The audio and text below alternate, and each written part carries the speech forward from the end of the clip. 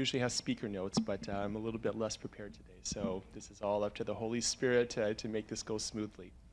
I did want to share a story with you. Actually, it's going to be a series of stories. And part of this really is a kind of a journey of what I did this summer. I think some of you guys know that Nathaniel and I were on the East Coast for pretty much like about a month and a half. We were in Baltimore for those first couple of weeks, and then after that we were in Boston for about 4 to 5 weeks. And during that time, we really, did some, kind of fun, kinds of activities. And one of the things that we did was we took a trip down from Boston over to New York and Philadelphia, and then into the New Jersey area, and so forth. And I don't know if you guys have ever had this experience in this particular city. Of course, I'm talking about New York City. And the one kind of constant theme that Nathaniel kept bringing up to me was the idea that New York is so loud, right? And he's like, everybody's honking. Right, and it's true. You go around and probably every about 10, 20 seconds there's additional honking, and so forth. I didn't really quite notice it. I lived in New York for about 3 years, so to me it was just background noise. Right? Tim Keller once shared a story about how he had to go visit one of his congregation members who had a train that went right through his backyard. And so he was sitting down, train went right through, and the entire house started shaking. And he was like, "What's that?" And the congregation member said, "What's what?" Right? He just got so used to the noise and the vibration that he didn't even notice it. And so that was kind of my experience, right? Living in New York for about 3 years, I didn't even notice the honking because I was just so used to it. But I could tell that it actually really bothered him, and I think the reason that really bothered him was because it was just that everybody seemed so busy.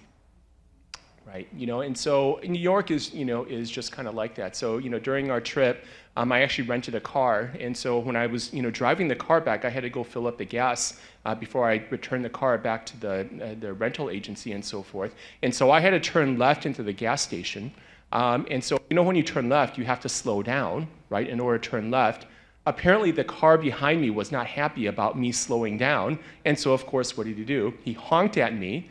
And so after I turned left, he zoomed past me, ran a red light, and so forth. And so people in New York are just really busy. They're always in a hurry. And my cousin Wei Ling, who actually lived in New York for about 40 years, she was telling me the story once about how she was walking like a New Yorker. Do you guys know how a New Yorker walks? Right? It's basically head down, right? You're like a TIE fighter or an X-wing, fighter, and you're trying to stay on target. And she said that there was, one time a family who apparently probably were, people visiting New York and so forth, and they said, "Whoa, New Yorker coming through," right? And so she kind of, walked past them, and she said she kind of thought it was a little bit funny, without actually revealing it. But the point here is that people in New York are just really busy, right? People in New York are always in a hurry. People in New York, a kind of a defining characteristic is that they are impatient.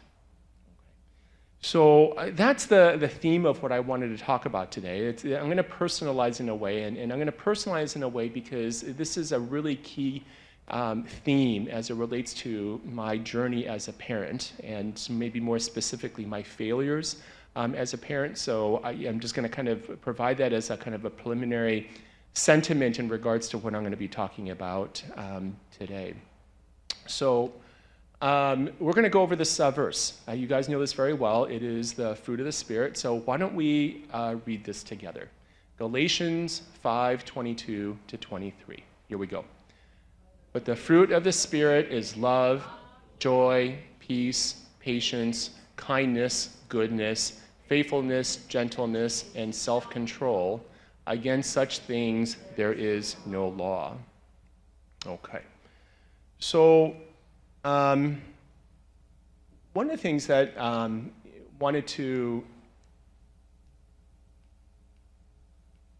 So we're going to talk about these 3 questions today. Okay. First is we're going to go over patience. What is it? Secondly, why does it matter? Why is patience so important? And then thirdly, how do we practice it? Okay, what is it? Why does it matter? And how do we practice it? If this sounds a little bit like a Tim Keller-ish, kind of framework, the answer to that is it is. Okay, so Nathaniel and I, every single morning, we actually went through a devotional. We went through devotional. A lot of devotionals were really based around Tim Keller and so forth. And so I actually kind of reconfigured a lot of the concepts for this particular talk. If you want the authentic, real thing, it is available online. Okay. So, patience, what is it? One of the things, first things I wanted to point out is that when it says the fruit of the Spirit, okay, even though there's 9 of them, it says fruit, meaning singular, not plural, okay? So is it a grammatical error? Should it be fruits of the Spirit? And of course, the answer to that is it's not. And so what Paul is trying to say is that the fruit of the Spirit, all 9 of them are concatenated, which means that they all are born out of the same source. You cannot grow as a Christian if you're living by the Spirit in one fruit and not the others. Okay, so you can't say, well, I'm good at kindness, but I'm not good at self-control. Okay, you can't say I'm good at loving, but I'm not good at gentleness. Okay, you have to grow in every single one of these, and patience certainly, kind of falls in line, with that. So first we're going to talk about, what is patience. So we're going to turn this over to you now, and I want you to do a little bit of personal reflection. When you think of patience, what comes to mind? Okay. So here's some ideas, all right? One is you're driving in the left lane, and there's a slow car, and it's impeding your ability to drive beyond the speed limit. Who gets annoyed by that? Okay, I think there's like half the people who are honest and half the people are dishonest here. All right, here's the second one. Your wife asking you for the 100th time how to connect the printer so she can print out something for BSF. Not a true story. Okay. How about the relative who wallows in self-pity? Right, and is constantly blaming others, right, for them, whatever, not being loved as much, them always getting the short end of the stick. Okay. How about this?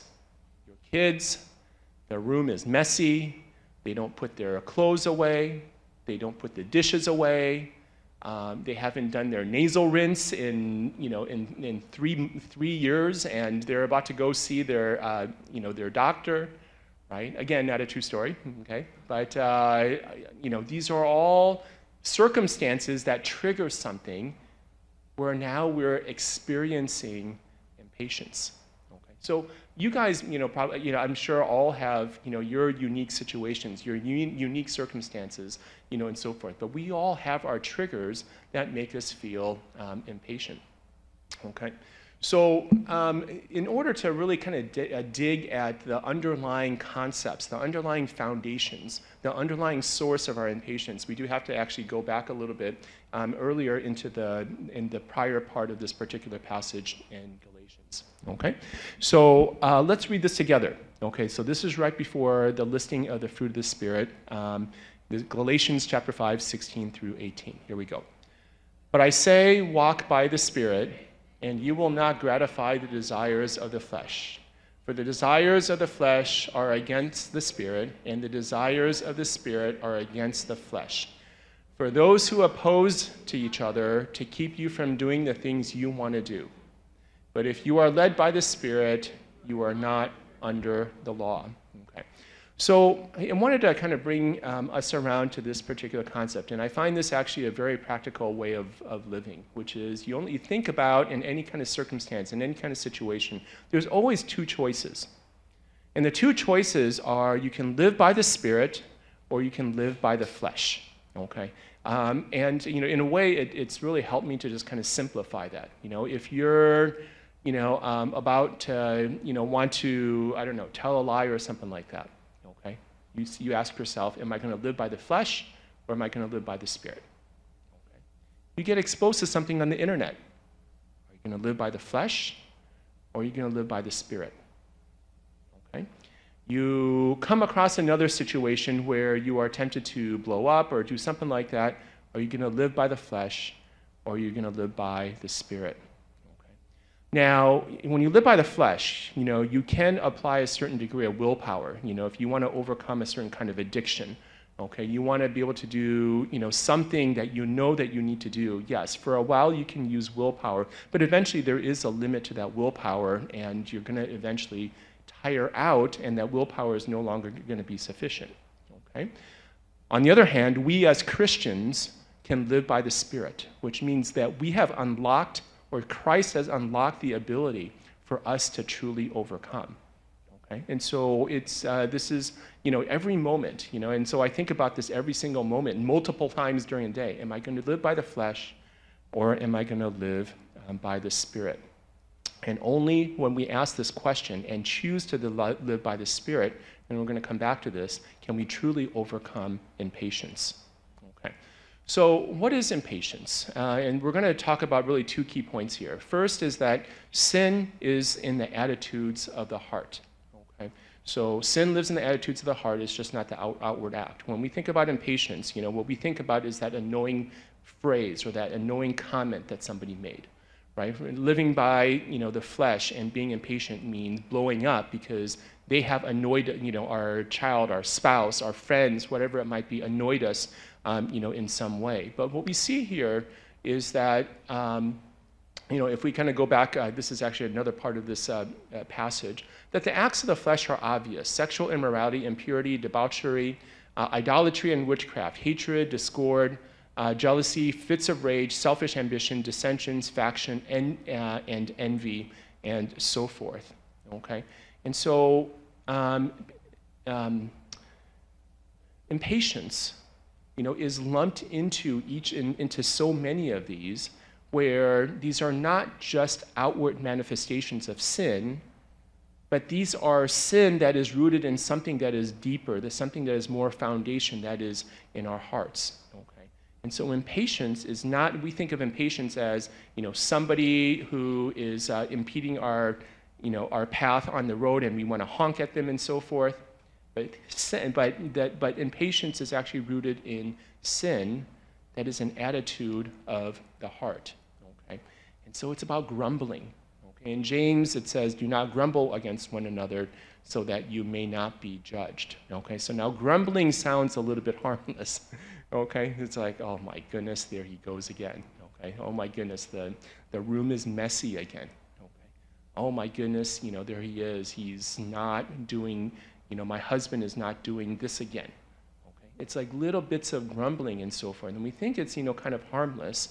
But James says that grumbling is worthy to be judged. And the reason for that is because the grumbling is a reflection of the source of something that is dangerous.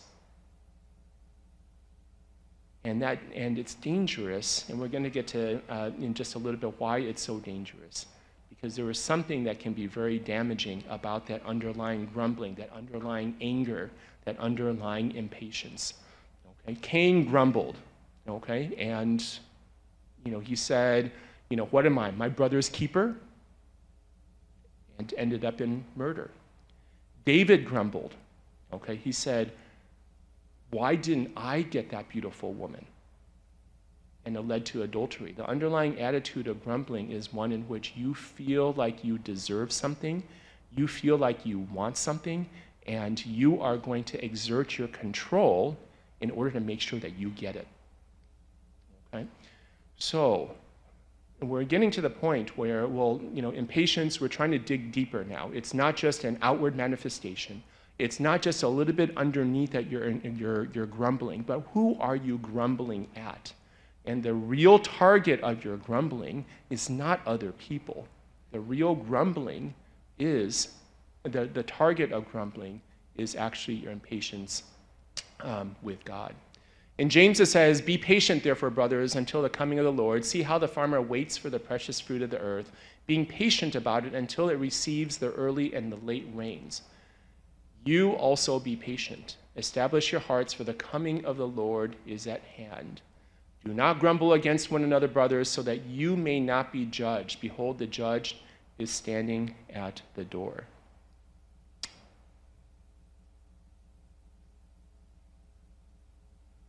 So, This passage gives us an analogy of a farmer. Okay. Now, what you have to understand is in part of this passage is that the rains comes twice a year. Okay. Once in the fall and once in the spring. The temptation, of course, is after a hot summer, you're starting to go, become low on grain, low on resources and so forth, that the temptation is, I want to plant now. You get impatient. You need grain. You need resources. Okay? And so you want to plant now. Now, actually, I'm going to back up just a little bit. Notice the order here, okay, where it says, first in verse 7, be patient with who?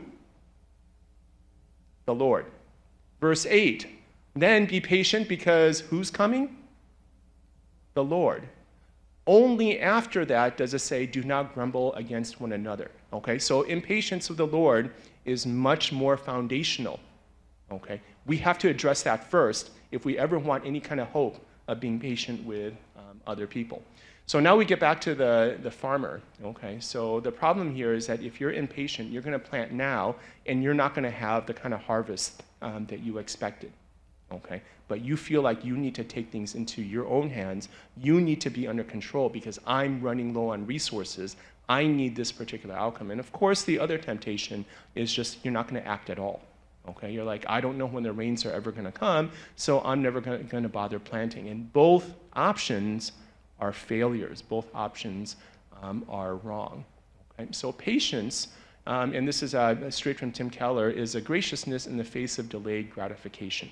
We're going to come back to this. I'm going to relate it to how I absorb this in my reflection as a parent or my failures as a parent.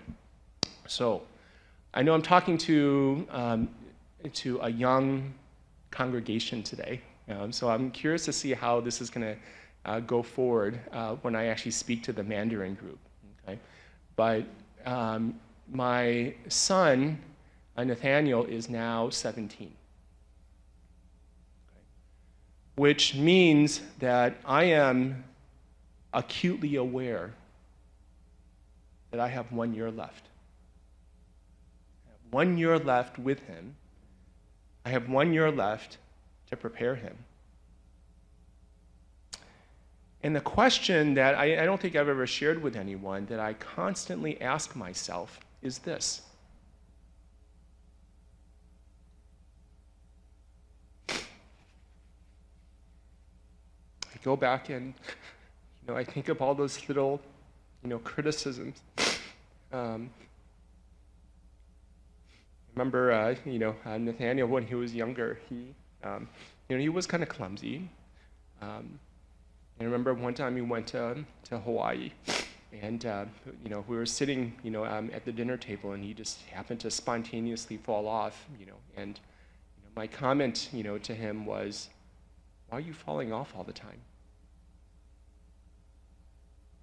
Why did I have to say that?"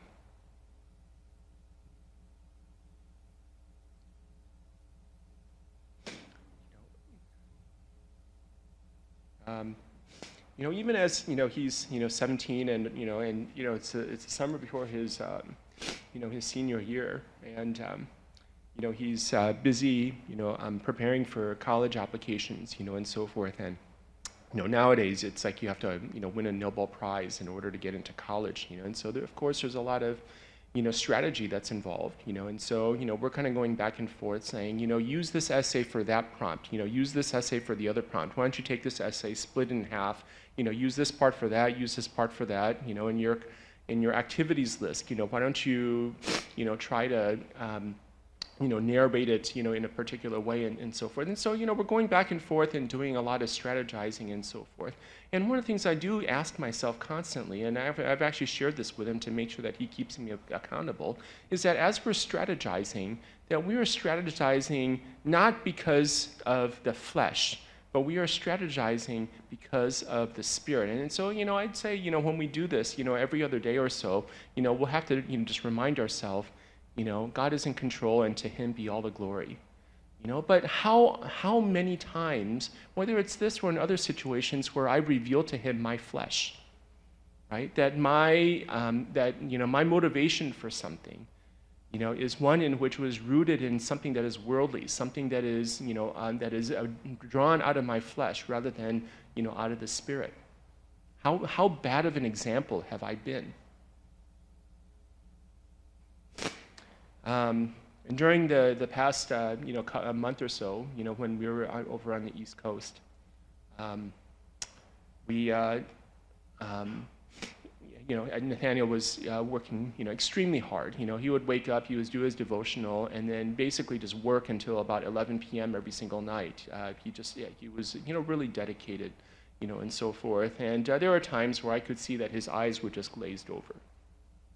He was tired. I would suggest, hey, let's, why don't we spend a little time, watching a movie. And so one of the movies that we watched was this one, October Sky. It's an older movie, came out in 1999 with Jake Gyllenhaal.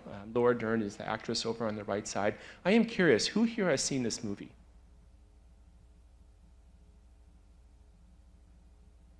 It looks like it's only really my family and the Chang family.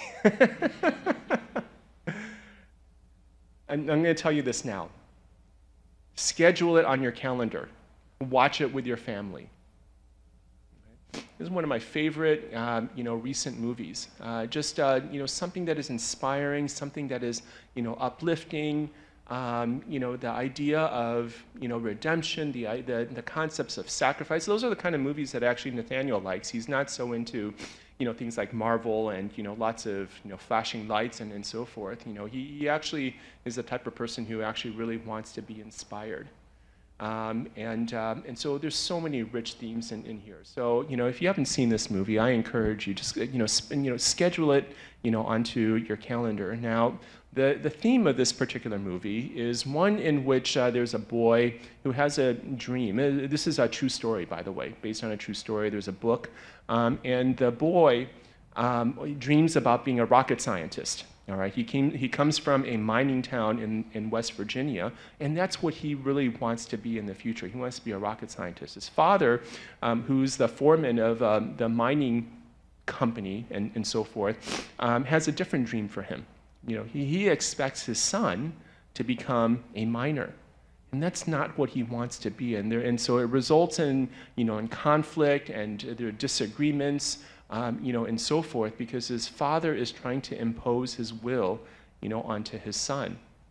I'm not going to tell you the ending, because I actually want you to watch the ending, for yourself. But, a kind of a third, reflection in regards to this particular, set of points is how much have I imposed my will? And I know that I've done that, And so after the movie, I said to Nathaniel, I do apologize to you for those times, those situations, those activities in which I have imposed my will, on you, rather than letting you have the sufficient agency as you're growing up to let you adopt more and more control and more agency over your own identity and who you are. And so that's, I admit that's, not an easy thing for me, because, from my superior experience, I think I know what's best.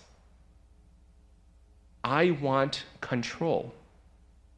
And that control, we're going to see how that leads to all those acts of impatience, all those little snide comments like, why do you fall off all the time? All those situations where you're not doing it right, you should do it this way. All those situations where, no, you can't do it because.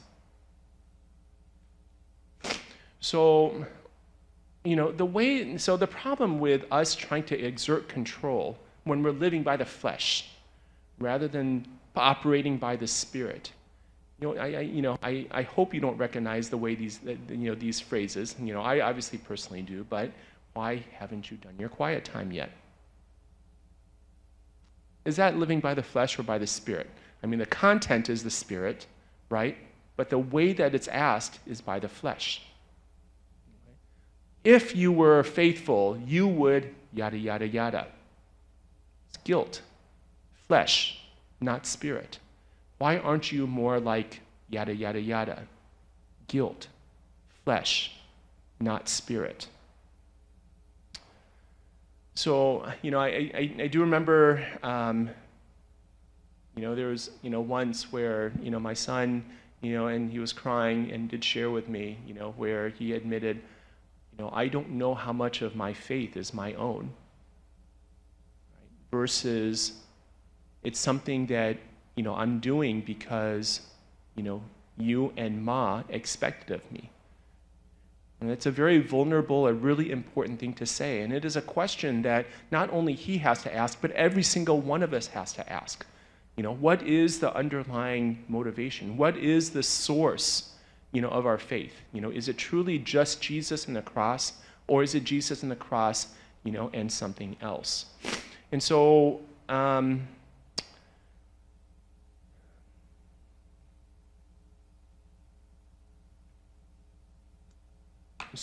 I do have to admit, that too often, in my parenting, right, and just in terms of in just operating in, period, whether as a person or as a husband, as a coworker, as a leader, whatever it might be, that I too often have operated by the Spirit, and not by the flesh.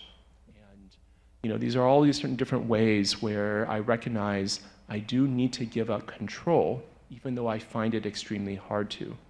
So how about you? What are you impatient about? Okay, so I'm sharing, I'm impatient in a lot of different areas. Wendy, I'm sure, can tell me that I'm impatient with her sometimes, whether, and certainly other circumstances.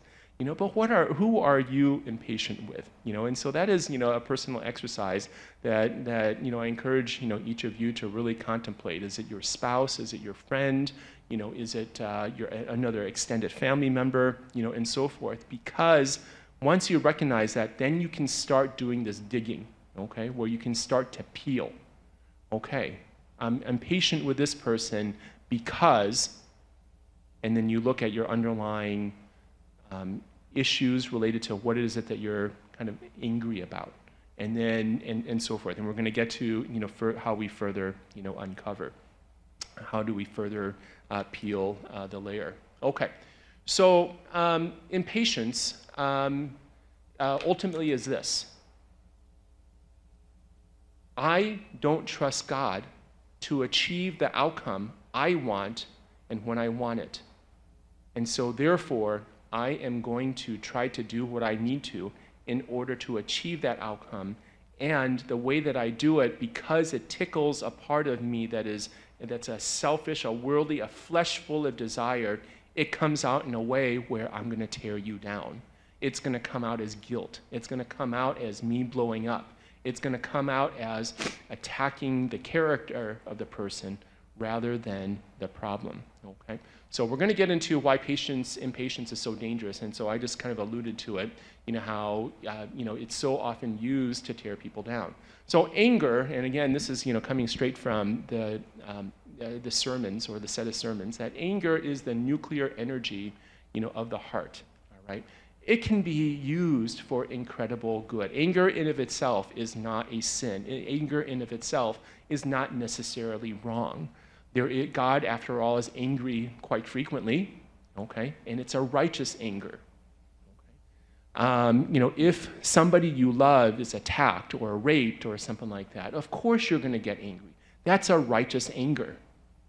Okay? In fact, apathy probably is quite unloving. If you see something wrong, if you see injustice, if you see something, somebody, being attacked, and you just say, "Oh, whatever," it has nothing to do with me. That's probably actually unloving. And so anger is something that is built in that actually does have a role in how we operate. The problem, however, is that anger usually is sinful. And why is that? And we have to ask this question, that when we get angry, what is it that we're defending? Okay? Are we defending something that is righteous, that is defined by God, and we are living this out by the Spirit? Or are we angry because we are living by the flesh and we are defending something that is much more personalized to us as a worldly kind of consideration? Okay, and so, an example of this, and I, really just kind of shared some of these, is And this is one that actually Tim Keller shared, that he gets impatient when his kids come up to him while he's preparing for something, when he's doing his reading and so forth. He gets impatient because they're bothering him, and he realizes that it's because they're tickling and triggering his idol of my personal time. Okay? How about this? Okay? You get impatient, angry, because you are tired and you want things to be quiet and without any kinds of commotion. Okay? How about this one? You're angry or impatient because the house is a clutter. Okay? Maybe people are going to come over, maybe people are not going to come over, but that's tickling your idol of making sure that your house is in perfect order. How about this one? Okay, the one that I, probably is in kind of sharing out of. You get angry because of, your kids are wasting time. Maybe they're playing video games, even though they have a big test, coming up the next week. And that's tickling your idol of success. And so, I can share, multiple examples of this, and our kids have grown and they've, grown from these things, and so forth. But, these are situations, right? I think many parents have come across, especially for boys, where, their priorities are just backwards. Their priorities are not straight. They're, big tests coming up, and instead, they're prioritizing activities that are going to make them, miss their deadline, and that has happened, right? But how much? That's not a good thing, obviously, and there is some righteous anger, in that. But we do have to recognize that our anger is never fully righteous, and it's also probably the good thing is it's not ever fully, completely unrighteous. We have to recognize that there are elements, of both. Okay. But we do have to recognize as we're continuing to peel, here's the outer layer, which is the impatience, through words and through actions. You peel a little bit lower, and there's a little bit of anger. And what's the source of the anger? You peel a little bit further, and you have to recognize, there's that idol. There's that idol that's tickling everything. That's causing the cascade of all the subsequent things that are happening, the anger, the impatience, and so forth. And so, Hebrews 12:15 says, "See to it that there is no root of bitterness." It is critical that we peel, because if we don't peel and recognize the underlying anger and recognize the underlying source of that, which is the idol, we are going to end up becoming bitter. And once we have that bitterness, it is going to get lodged in and is just manifesting there. And then when the right time comes, boom, you are going to say something that you regret. You are going to do something that you regret. Okay? I've shared this, before, and not necessarily need to go into details, but I remember, something was said to me once, by a family member, which lodged into my identity. Okay, that now is hard for me to let go. I always think of myself still through that lens, in some way. Be careful, because it has the impatience. Okay, I'm sure it was born out of impatience. If it has the incredible nuclear power of destruction. So we need to make sure that we take care of it now, that there is no root of bitterness. So again, impatience, we're going to come back to this definition over and over again. Impatience is that we want to take control because we want the outcome that we desire, and we want it now, rather than allowing God to do his work. We see our kids as they are now, rather than looking at our kids as who they are going to be because of how God is going to work in them. We see, it's like, God.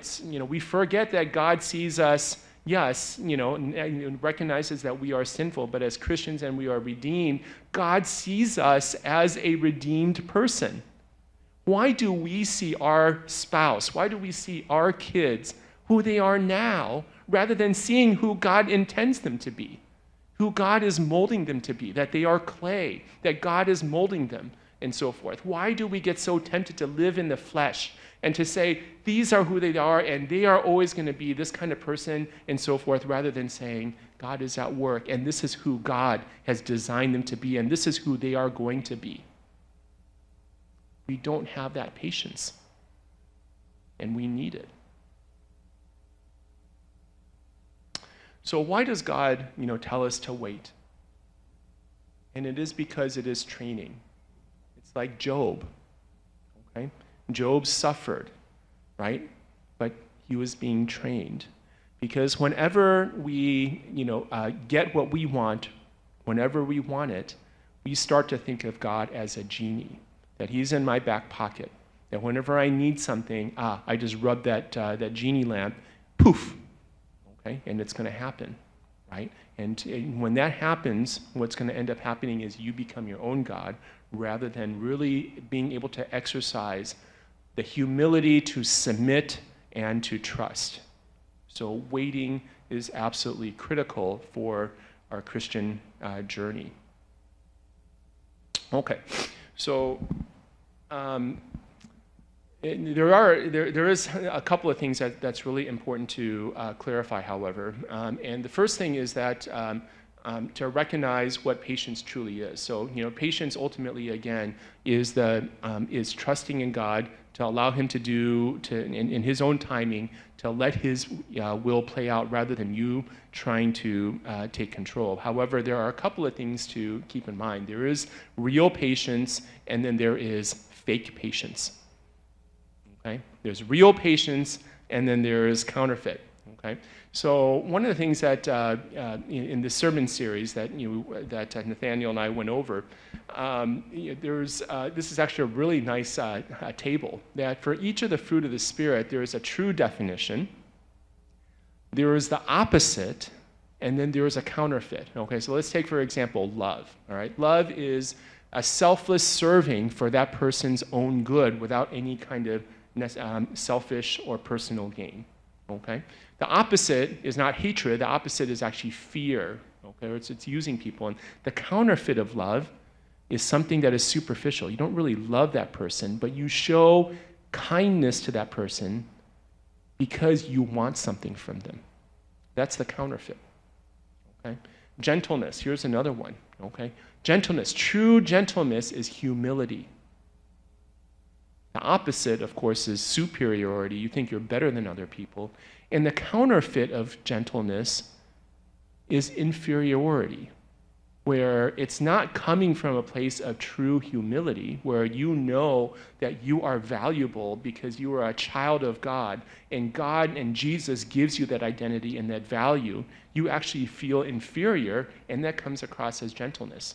That's not true humility or gentleness. That is a counterfeit. So for patience, the true definition of patience is trusting God, okay, and not reacting. Trust God and not reacting. The opposite is resentment, and the counterfeit is actually apathy, okay, where something happens and you say, whatever. Okay? And you can't really do that, because again, in a situation where you truly do need to get angry, there is, the loving thing is to actually become angry. But patience is not indifference. Okay, and so that's important as you're trying to practice patience, as I'm trying to practice patience, that I don't get to the point where I'm just like, well, it's not that big of a deal. Okay, I'm not going to react to it. I remember actually I spoken to again Nathaniel about this once, where he was playing basketball and he was boxing out, or he had to guard this guy who was basically twice his size and about twice his height, and he was getting all the rebounds. And I guess that kid got a little bit angry and ended up body slamming him. And Nathaniel said, whatever. I'm like, no, that's not whatever. I was like, that's a situation where you were wrong. That's a situation where you should be angry. Okay? So patience is not indifference. Okay. So we're going to kind of skip some of this, and So that was, clarification number one in regards to patience. Clarification number two is that impatience is a retaliation. Okay, yes, it's a retaliation against the person who's annoying you, but ultimately it is a retaliation, against God. So,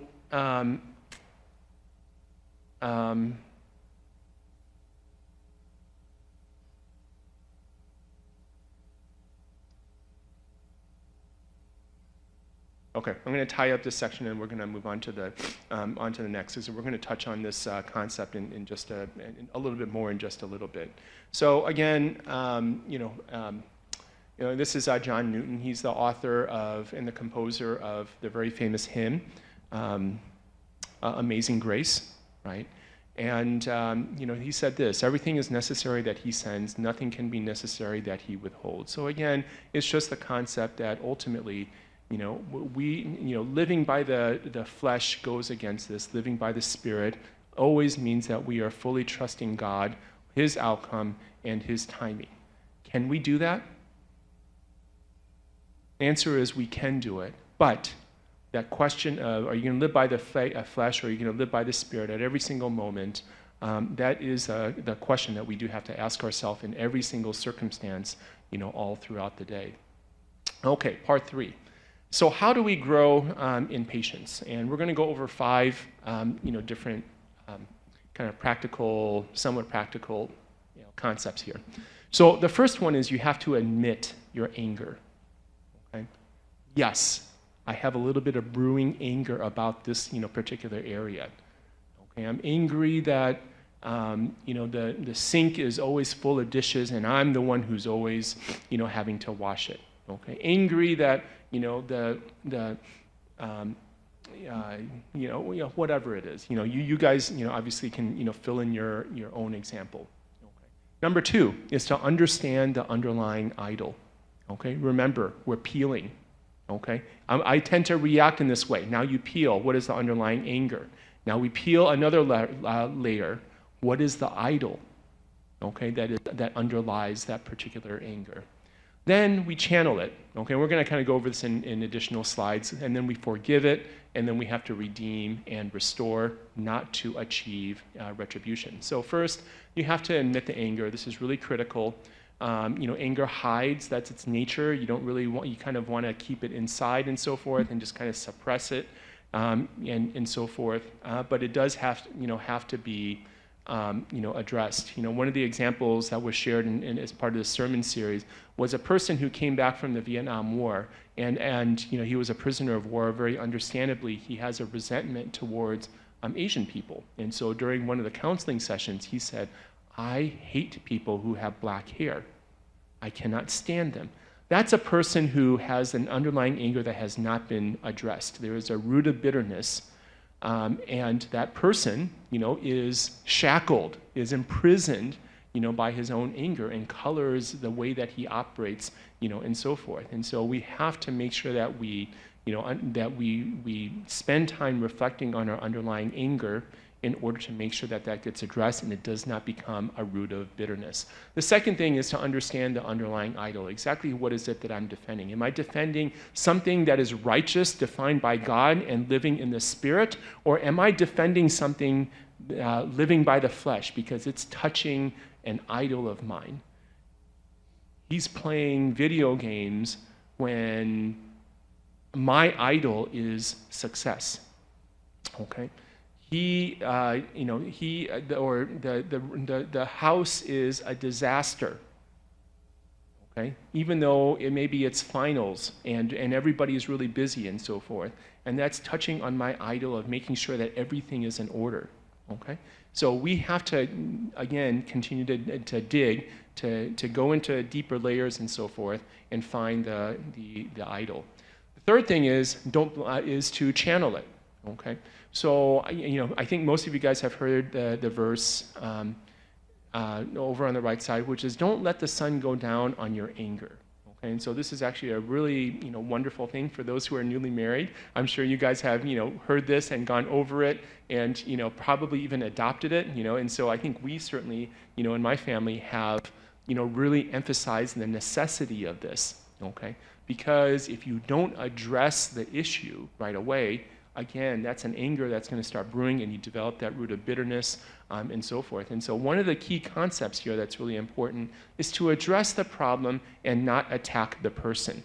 Okay, and so Tim Keller actually shares this example where he was really busy setting up the church in New York City, and and he forgot his anniversary again and again.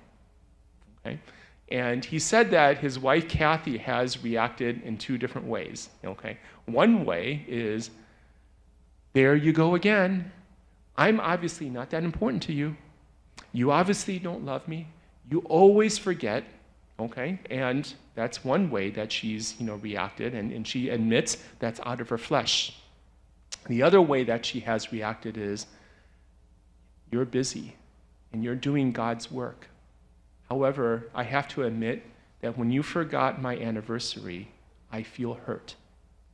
What can we do so that next year you won't forget? Okay? That's operating out of the Spirit. I'm not saying that's easy. I think that's really awfully hard, to do. Okay? But the point here is to address the problem and not to attack the person. Okay? Next, you have to forgive. Okay? So forgiveness is critical if we're going to address any of those kind of underlying resentments, and so forth. If you don't forgive, you're going to end up becoming resentful. If you don't forgive and you constantly think that person is constantly wronging me, you're going to end up feeling superior to that person, and that's going to cause your pride to increase. So, if you don't forgive, your pride is going to go up, your resentment is going to go up, and so forth, and eventually that bitterness is going to take hold, and it's going to lead to the anger, it's going to lead to the action of impatience. So you have to forgive. Ephesians 4:32 says, forgive one another as God in Christ forgave you. So this is a very famous example. You guys know about the feud between the Hatfields and the McCoys. This happened, two families over several decades in the 1800s, extending into the early 1900s. And so there was a cycle of violence where, one family would kill a member of the other family, and now there's a debt to be paid. And so the family goes over in retribution and kills, somebody from the other family, and so there's a debt to be paid on that side, and it's going back and forth, right? Until member of, a family member on each side became Christian, and only through the power of the cross was that debt able to be overcome without getting revenge. And so, just an example in regards that reflects the power of forgiveness, the necessity of forgiveness. And then here it's redeem and restore, do not seek retribution. So, this is a journey for me that is really personal. It's very important in that, when my kids, when they were younger and they would do something wrong, I would feel like they wronged me. And so out of that pride, out of that idol, I would, make a comment like, why do you fall off, all the time? Okay. The way that I get angry is, and seek retribution is, I don't blow up. Wendy can tell you this. I don't blow up, right? I get snarky. Okay, so there was a little while ago, Nathaniel, I have a standing desk, and Nathaniel just decided to saunter over to the standing desk and kind of play around with it, and lifted up a lever, and of course it flipped my desk, and my computer and monitor went crashing and destroyed everything. And I didn't blow up, but I said, "Nice move, genius." Right? That's how I react, right? I get snarky, and in a way that's I don't think that's a really bad thing. That's probably worse, in some ways. I get cold, okay? I withdraw. And I often think, what kind of message did I send? The message that I'm sending by growing cold is, I'm withdrawing my love from you. And the message there is, I'm not meaning to, but the message there is, my love for you is conditional. You behave, I love you. You don't behave, I'm going to grow cold. It's not good. Okay?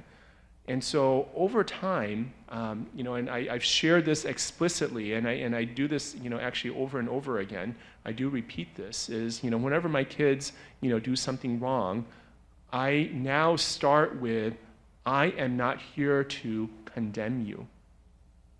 I am here to restore you. What I did before when I was doing the condemnation, I was shaking their identity that maybe I'm not really rooted in Jesus.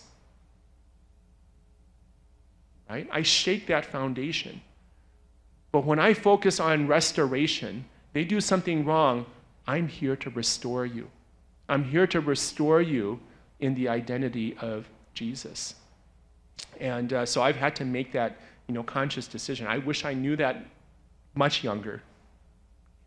But, over, throughout my journey, that's one of the key things that I've learned, right? Is I'm here to restore. I'm here to be an agent of redemption. I'm here to be an agent of sanctification. I'm here to be used by God to bring them more, into a solid foundation in their identity in Jesus, and not to shake that.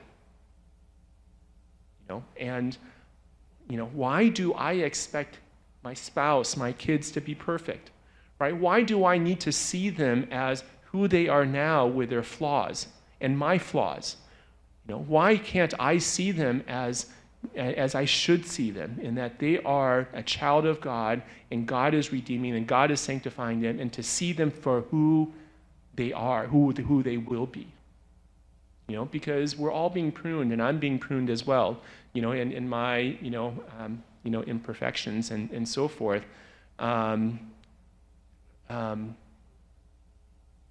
in my imperfections, I always have to, remind myself of this, is that I always have to remind that God is patient with you. When I, think of my kids, they are light years beyond where I was when I was a kid, and it's hypocritical for me to condemn them for being much better than I was at the same age, right? And, so, I have to, change my perspective, and to remember how God was patient with me, that he went to the cross and bore his holes in a way that was full of patience and not in retaliation. And so in Luke 23:34, Jesus on the cross says, "Father, forgive them, for they know not what they do." So, it's I stand here, and I fully admit to my kids, that I am an imperfect dad. My fatherhood and how I've operated is imperfect. You see all the flaws so much better than anybody even outside of our family. And always I ask for your forgiveness. All I can, and what I just try to do is I try to live by the Spirit and not by the flesh, even with all the times that I fail, and so forth. I fully admit, my imperfections. And I don't say that on behalf of Wendy, because father is imperfect, mother is perfect. So, and here's the takeaways, all right? Remember, every single moment you choose to live by the Spirit and not by the flesh.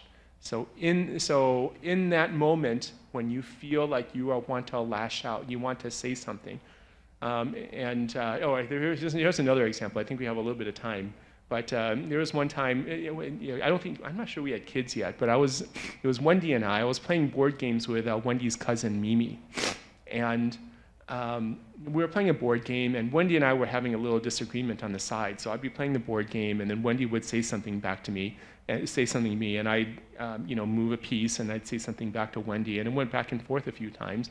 And then Wendy said something to me, and at that moment, I had this inspiration of just like the most witty, the most beautiful comeback. I was proud of it. And I was revving up my inside because it was, boy, this one is going to be good, right? And then Mimi, who is 12 years younger and much more mature, she saw my face and she goes, "Don't."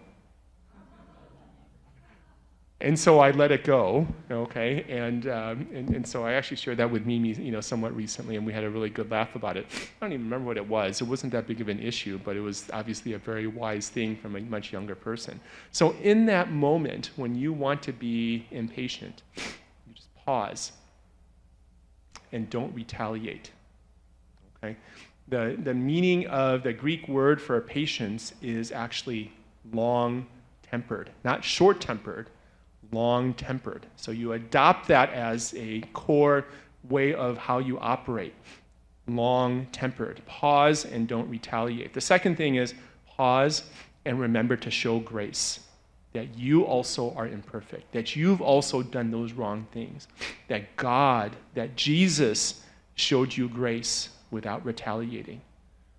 And then the third comment, takeaway, practical point here, is pause and remember that you are an agent of restoration and not of retaliation and destruction.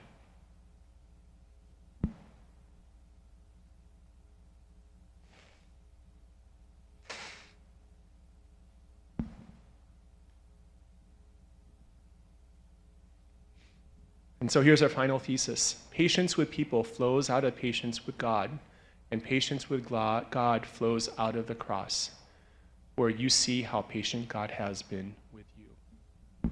So remember, always live by the Spirit and not by the flesh.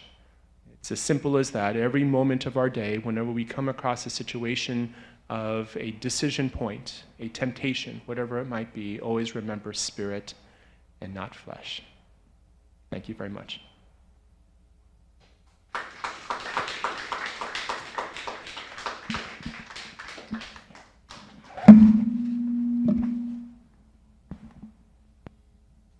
Thank you so much, Dennis. What a Full sharing. It's very convicting.